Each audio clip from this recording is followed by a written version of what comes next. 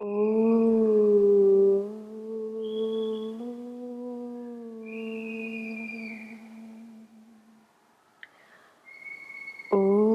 श्री परमात्मने नमः। ॐ श्री गुरुभ्यो नमः। ॐ सर्वेभ्यो नमः।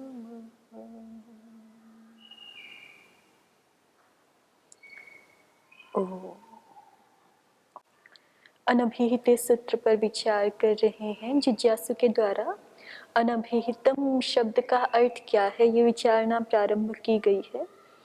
तो समाधाता ने स्पष्ट किया है कि अनभिहिते का अर्थ अनुक्ते, अनिर्दिष्टे ऐसा है, क्योंकि अभिहितम अर्थात उक्तम, निर्दिष्टम अर्थांतर है, इनके अर्थ में कोई भेद नहीं है। तो इसलिए अनुक्ते अनिर्दिष्टे ये अनभिहिते का अर्थ है। जिज्ञासु ने अनभिहित इति उच्यते किमिदम अनभिहितम नाम पूछा है, प्रश्न किया है, और समाधाता ने समाधान करते हुए कहा है उक्तम निर्दिष्टम अभिहितम इति अनर्थांतरम यावद् ब्रूयाद अनुक्ते अनिर्दिष्टे इति तावद् अनभिहिते इति। तो जिज्ञासु ने कहा है कि यदि आप अनभिहिते का अर्थ अनुक्ते अनिर्दिष्टे ऐसा कर रहे हैं तो अनभिहिते सूत्र आपको यहाँ बनाने की आवश्यकता नहीं है, क्योंकि अनभिहिते ये पद अग्रिम सूत्रों में जाके विशेषण रूप में प्रयुक्त हो रहा है। और दो बातें जिज्ञासु की ओर से कही जा रही हैं कि या तो आप यहाँ पर भी अनभिहिते मत करो, और नहीं तो फिर अन्यत्र स्थलों में जहाँ अनभिहित को ही कार्य होता है स्वतः बिना अनभिहिते अधिकार किए, वहां पर भी फिर आप अनभिहिते कह दो, ऐसा जिज्ञासु ने विचार रखा है। अनभिहित वचनम अनर्थकम अन्यत्रापि विहितस्य भावात् अभिहिते। अब अनभिहित वचनम अनर्थकम किम कारणम अन्यत्रापि विहितस्य अभावात् अभिहिते। अन्यत्रापि अभिहिते विहितं न भवति क्वान्यत्र चित्रगुः शबलगुः बहुव्रीहिणा उक्तत्वान् मत्वर्थस्य मत्वर्थीयो न भवति। गर्गाः वत्साः बिदाः उर्वाः यैभ्याम् उक्तत्वाद् अपत्यार्थस्य न्यायोत्पत्तिर्न भवति। सप्तपर्णो अष्टापद इति समासेन उक्तत्वाद् विप्साया द्विर्वचनं न भवति इति। आगे देखिए, इतना हमने देखा। जिज्ञासु ने अपना पक्ष रख दिया है कि या तो यहाँ पर भी अनभिहिते करने की कोई आवश्यकता नहीं, या तो फिर मत्वर्थ आदि प्रत्यय विधान प्रकरणों में भी आप अनभिहिते कहिए। तो समाधाता कहते हैं यत्तावदुच्यते चित्रगुः शबलगुर् इति बहुव्रीहिणा उक्तत्वान् मत्वर्थस्य मत्वर्थीयो न भवति इति अस्ति सामानाधिकरण्ये मतु विधीयते न चात्र अस्ति न सामानाधिकरण्यम। सबसे प्रथम उदाहरण जिज्ञासु ने प्रस्तुत किया था चित्रगुः शबलगुः। तो समाधाता उस उदाहरण को ही लेकर के प्रथम उदाहरण को के संदर्भ में समाधान प्रस्तुत कर रहे हैं। पहले चित्रगुः शबलगुरिति बहुव्रीहिणा उक्तत्वान् मत्वर्थस्य। यहाँ चित्रगुः शबलगु इन उदाहरणों में, इन दृष्टांतों में बहुव्रीहिणा उक्तत्वान् मत्वर्थस्य, आपने ये कहा था कि चूंकि बहुव्रीहि समास के द्वारा मत्वर्थ को कह दिया गया है इसलिए मत्वर्थ नहीं होता है।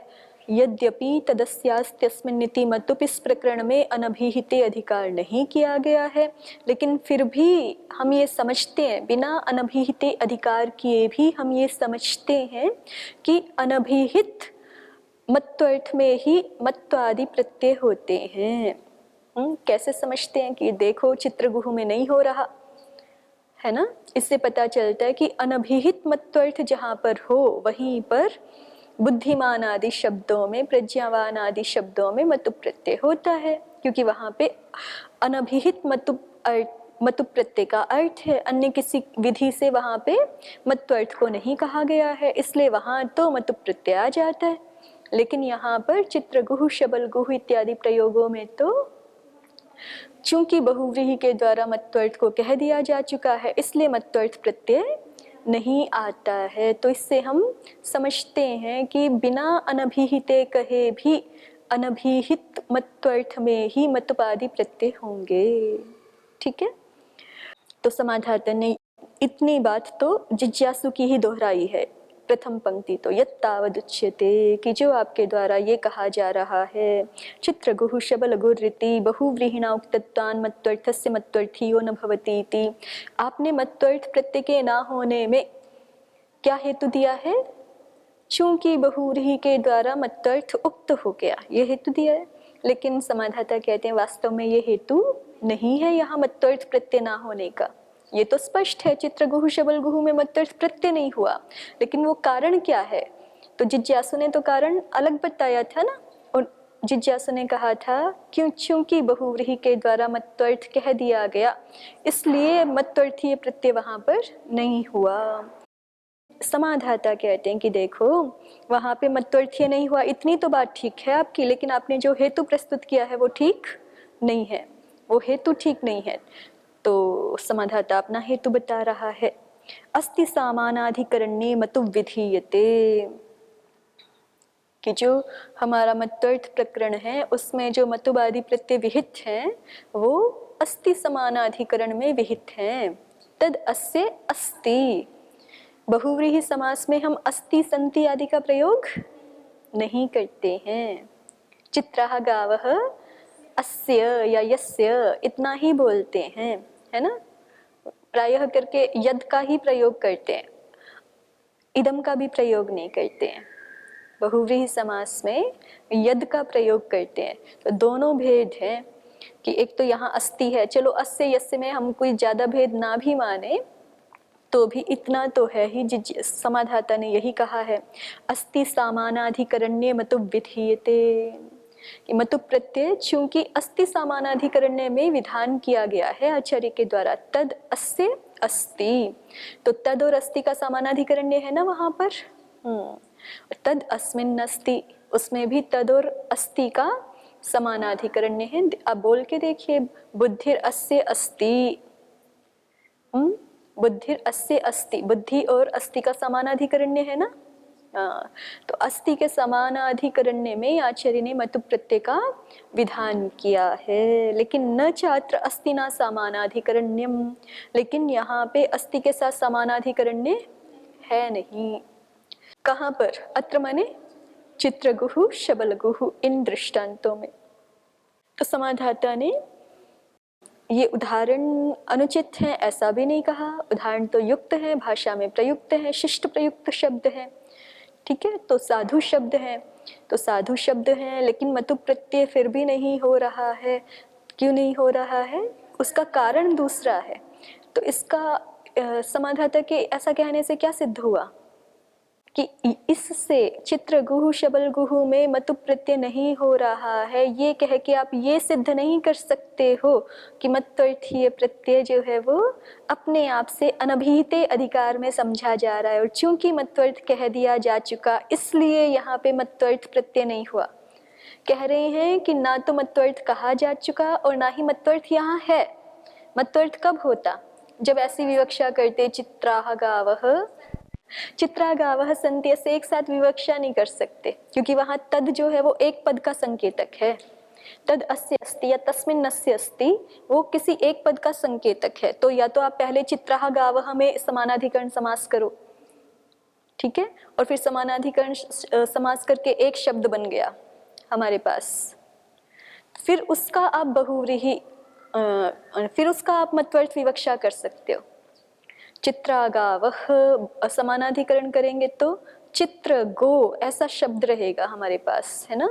और फिर मूल प्रातिपदिक तो समस्त प्रातिपदिक चित्र गो ऐसा रह जाएगा, और फिर आप उसको प्रथमांत में बहुवचन में प्रयोग करोगे तो चित्र गावः यस्य सन्ति, ऐसी विवक्षा तो मत्वर्थ में कर सकते हैं।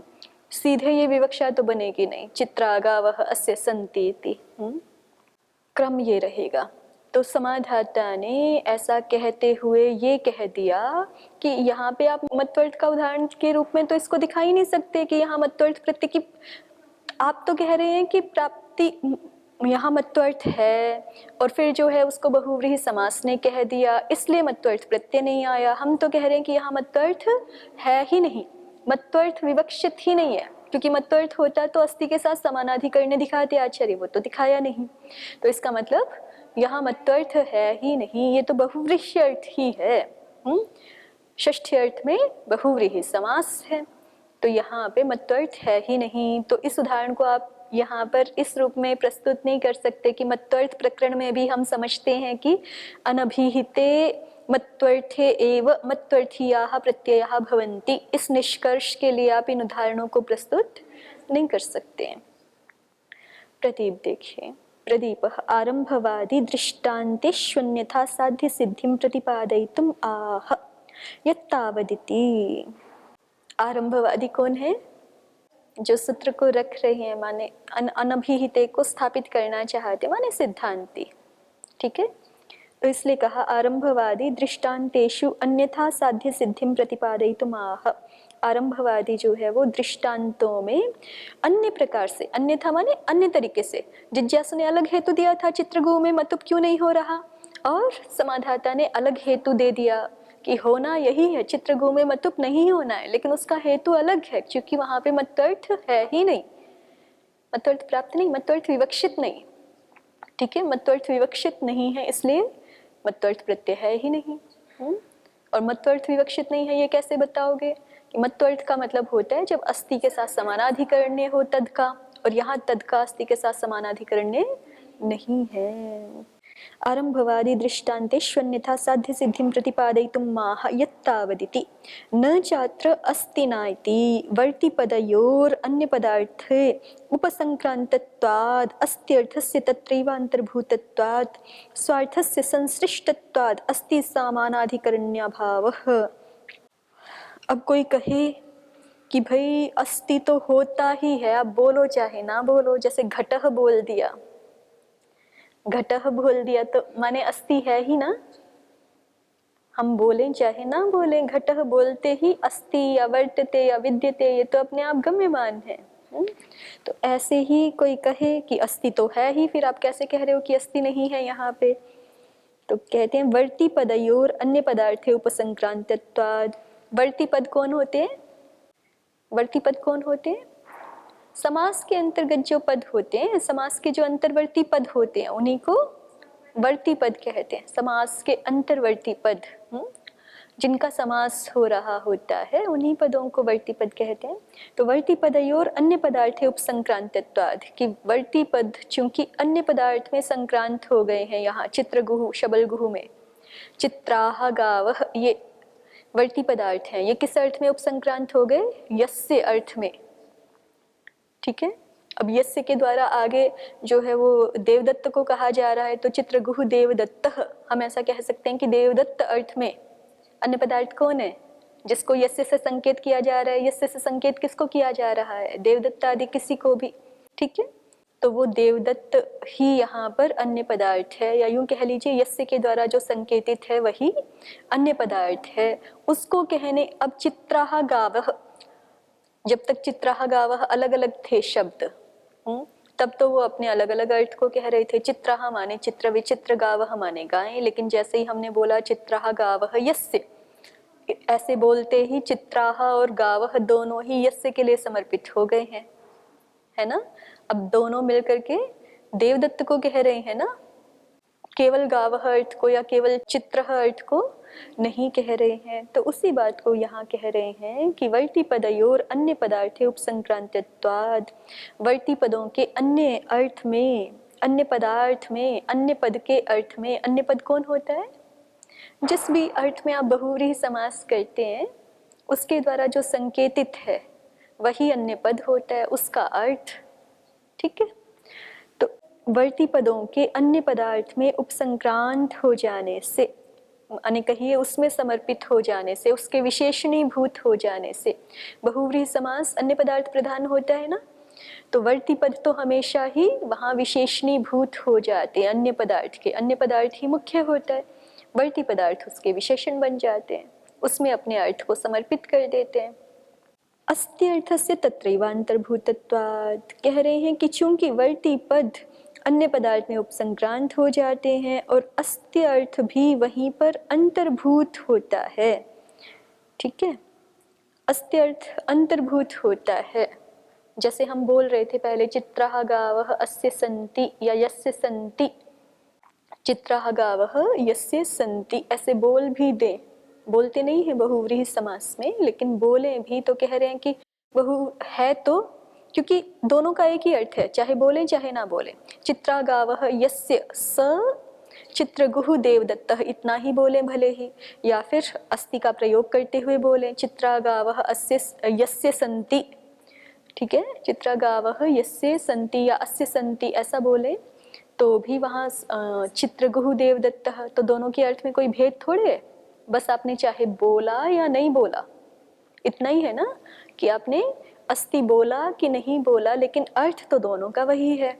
तो इसलिए कह रहे हैं कि अस्ति अर्थ है यहाँ पर, लेकिन अस्ति अर्थस्य तत्रैव अंतर्भूतत्वात्, अस्ति अर्थ के वहीं पे अंतर्भूत हो जाने से, कहाँ पर, वहाँ पे, कहाँ पे, अन्य पदार्थ में, वर्तिपदयोः अन्य पदार्थे उपसंक्रांतत्वात् अस्ति अर्थस्य तत्रैव अंतर्भूतत्वात्, अस्ति अर्थ भी वहीं पर अंतर्भूत हो जाता है अन्य पदार्थ में ही। इसलिए स्वार्थस्य संशिष्टत्वात्, उनका जो अपना अर्थ है, स्वार्थ पदों का जो अपना अर्थ है वो संश्लिष्ट हो जाने से, माने उसी में मिल गया, यस्य के द्वारा जो संकेतित है उसी में संश्लिष्ट हो गया, उसी में एकात्म हो गया। इसलिए अब अलग से अस्ति का समानाधिकरण्य वहाँ पे समास में नहीं दिखाते हैं, उसका अभाव रहता है अस्ति समानाधिकरण्य का, क्योंकि जो दोनों चित्रा और गावः, जिनका अस्ति के, जिसका संति, अगर हम वाक्य में संति बोलते भी हैं तो संति का समानाधिकरण किसके साथ हो रहा है? चित्रा गावः के साथ। वाक्य में चित्रा गावः अस्य सन्ति, चित्राः सन्ति, गावः सन्ति, इसके साथ समानाधिकरण्य है ना। जैसे बुद्धिरस्य अस्ति में बुद्धि का अस्ति के साथ समानाधिकरण्य है, वैसे ही चित्रा गावः अस्य सन्ति ऐसे बोले तो संति का समानाधिकरण्य तो चित्रा गावः से है। ठीक है, और वो जो चित्रा गावः दोनों पद हैं वो किसमें उपसृष्ट हो गए हैं, उपसंक्रांत हो गए हैं, वो अन्य पदार्थ में संक्रांत हो गए हैं। तो इसलिए कह रहे हैं कि जिनका समानाधिकरण्य अस्ति के साथ है वो अन्य पदार्थ में उपसंक्रांत हो गया, तो ये जो अस्ति अर्थ है वो भी अन्य पदार्थ में ही संश्लिष्ट हो गया, उसी में मिल गया। तो इसलिए अलग से वहां पे अस्ति का प्रयोग नहीं होता।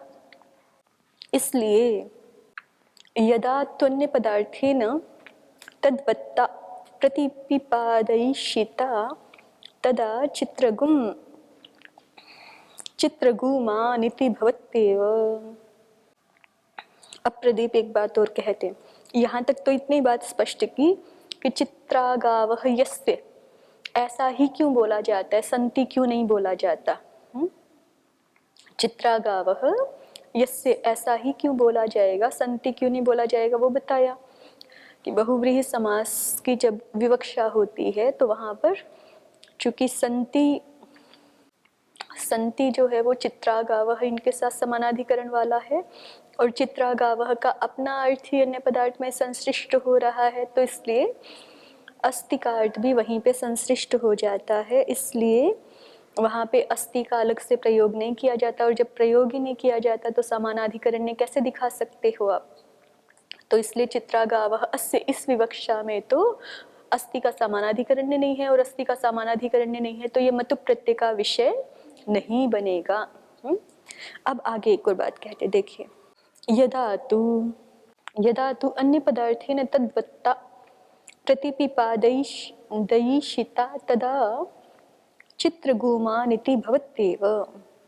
जब यदि ऐसी स्थिति है कि अन्य पदार्थ के साथ तद्वत्ता भी बताई जाने अभिष्ट है, तदा चित्रगुमानिति भवत्येव। जैसे हमने अभी बोला ना, पहले जो है वो हम दो तरीके हैं इसके, जो अभी पहले हमने कहा कि चित्रा गावः समानाधिकरण कर ले, और फिर जो है हम मत्वर्थ की विवक्षा करें, चित्र गावः यस्य सन्ति, ऐसा वहाँ मत्वर्थ ही विवक्षित करें। तो फिर चित्रगुमान बन सकता है। वहाँ चित्रगुमान नहीं बनेगा, फिर वहाँ तो चित्रगोमान ही बनेगा। ये दिखा रहे हैं चित्रगुमान। तो इसका क्या तरीका हो सकता है? इसका यही तरीका है कि पहले बहुव्रीहि समास कर लिया, चित्रागावः यस्य स चित्रगुः, स चित्रगुः, और फिर जो है आप चित्रगुः अस्य अस्ति। ये चित्रगुह जो देवदत्त है, मान लो वो किन्हीं का बालक है, हमें ऐसा कहना है, या इस परिवार का बालक है, तो चित्रगुमान परिवार ऐसा बन सकता है।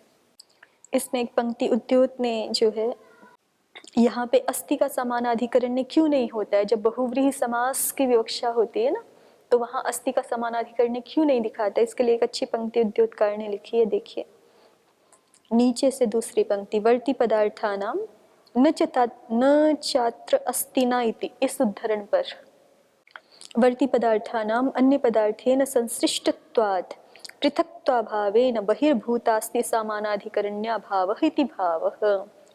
कह रहे हैं कि जो वर्ती पदों का अर्थ है ना, वो अन्य पदार्थ में ही मिल गया है, उसी से संश्लिष्ट हो गया है, तो इसलिए अब उसका एक तरह से पृथक भाव है ही नहीं। वर्ती पदार्थ अपनी अलग सत्ता रख ही नहीं रहा, तो इसलिए उसका जो बहिर्भूत अस्थि है उसके साथ समानाधिकरण कैसे संभव होगा समास में? वर्ती पदों का अर्थ अन्य पदार्थ में संश्लिष्ट हो गया, और वर्ती पदों का ही तो संति के साथ समानाधिकरण हो सकता था। तो जब उन्हीं का अर्थ अन्य पदार्थ में संश्लिष्ट हो गया, तो वो बहिर्भूत अस्थि के साथ समानाधिकरण नहीं कर सकते। ठीक है, क्यों? क्योंकि पृथक्त्वाभावेन, ये सबसे मूल बात है। वर्ती पदार्थ यदि पृथक रहते तब तो जो है वो संति के साथ या अस्थि के साथ कह लीजिए, उसके साथ समानाधिकरण हो सकता था, लेकिन अभी तो वो पृथक तो है ही नहीं, पृथक तो भाव ही नहीं है, तो फिर बहिर्भूत अस्थि के साथ समानाधिकरण नहीं हो सकेगा। अब उद्योतकार जो है कहीं कहीं प्रदीपकार से सहमत नहीं भी होते हैं, तो वहाँ अपनी बात भी कहते हैं। तो जो प्रदीपकार ने कहा था ना कि चित्रागावः अस्य, यहाँ पर वर्ती पदार्थ अन्य पदार्थ में उपसंक्रांत हो गए हैं, और अस्ति अर्थ भी उसी अन्य पदार्थ में ही अंतर्भूत हो गया, ये बात कही थी। उद्योतकार इससे सहमत नहीं है। तो उद्योतकार कह रहे हैं कि जो प्रदीपकार ने कहा है वो बात ठीक नहीं है, जो हमने बताई अभी वो बात ठीक है। हमने क्या बताया कि वर्ती पदार्थ अन्य पदार्थ में संश्लिष्ट हो गए हैं, चूंकि देखिए दोनों में सूक्ष्म अंतर है। प्रदीपकार ने कहा है कि अस्थि अर्थ भी अन्य पदार्थ में ही संश्लिष्ट हो गया, ठीक है। ये कह रहे हैं कि नहीं, यहाँ पर जो है वो अस्थि समानाधिकरण इसलिए नहीं हो पा रहा क्योंकि वर्ती पदार्थ अंतर्भूत हो गए, संश्लिष्ट हो गए अन्य पदार्थ में, तो उनका पृथक्त्व भाव रहा ही नहीं। किनका? वर्ती पदार्थों का। वर्ती पदार्थों का पृथक्त्व भाव नहीं रहा, इसलिए अस्थि के साथ समानाधिकरण नहीं हो पा रहा। दोनों के हेतु अलग अलग हो गए। प्रदीपकार ने कहा कि अस्थि का प्रयोग इसलिए नहीं हो रहा क्योंकि अस्थि अर्थ अन्य पदार्थ में मिल गया, लेकिन ये कह रहे हैं कि नहीं, यहाँ अस्थि के साथ समानाधिकरण इसलिए संभव नहीं हो पा रहा कि वर्ती पदार्थों का होना चाहिए अस्थि के साथ समानाधिकरण, लेकिन वर्ती पदार्थ तो पृथक भाव अपना रख ही नहीं रहे इस समास में, तो इसलिए बहिर्भूत अस्थि के साथ उनका समानाधिकरण संभव नहीं है। ये दोनों में अंतर है, दोनों के विचार। और अपनी बात में जो है भाष्य को भी प्रमाण कह रहे हैं, बहुव्रीहावस्त्यर्थानंतर्भावस्य मतुपसूत्रे भाष्योक्तत्वात्, कि बहुव्रीहि में अस्त्यर्थ का अंतर्भाव नहीं होता है, इस बात को मतुप सूत्र में भाष्यकार ने कहा है। भाष्य में ये बात आई है, तत्र ही तद्धितार्थ द्विग्वपेक्षया पंचगुर इत्यादौ बहुव्रीहेर अंतरंगत्वमुक्तम्। तद्धितार्थ में द्विगु समास हो पंचगु शब्द में, या बहुव्रीहि हो, ऐसी जो है वो एक बात आई है। पंच गावः यस्य, इस प्रकार के अर्थ की विवक्षा में, जैसे चित्रागावः से विवक्षा कर रहे हो, तो पंच गावः अस्य इस प्रकार के अर्थ की विवक्षा में आपका बहुव्रीहि तो प्राप्त है ही है, और साथ में ये कह रहे हैं कि ये तद्धितार्थ में भी तो द्विगु समास हो सकता है। तद्धितार्थ उत्तर पद समाहारे च सूत्र से, और फिर संख्या पूर्वो द्विगु। ठीक है, तो ये तद्धितार्थ में द्विगु क्यों नहीं, इसको मान लें। तो वहां पे बहुव्रीहि का अंतरंगत तो बताया गया है कि नहीं, बहुव्रीहि अंतरंग होने से बहुव्रीहि समास ही होगा, और बहुव्रीहि समास होगा तो फिर जैसे आपके चित्रगुह आदि शब्द बनते हैं वैसे पंचगुह बन जाएगा।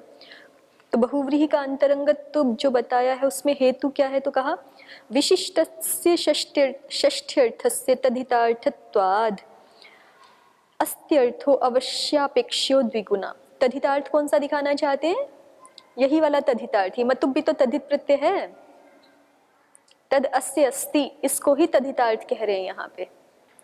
पंचगावः यस्य, ऐसा कहें, इतना ही कहें तो ये किसका विषय है, बहुव्रीहि का विषय है, और इसी को ये तद्धितार्थ विषय दिखा रहे हैं कि यहाँ पे जैसे पहले दिखा रहे थे कि चित्रगुह में जो है मतुब की प्राप्ति है, क्योंकि चित्रा गावः अस्य ऐसी विवक्षा कर रहे हैं, तो तद अस्य इतना ही देख रहे हैं, अस्ति को अभी भूल जा रहे हैं।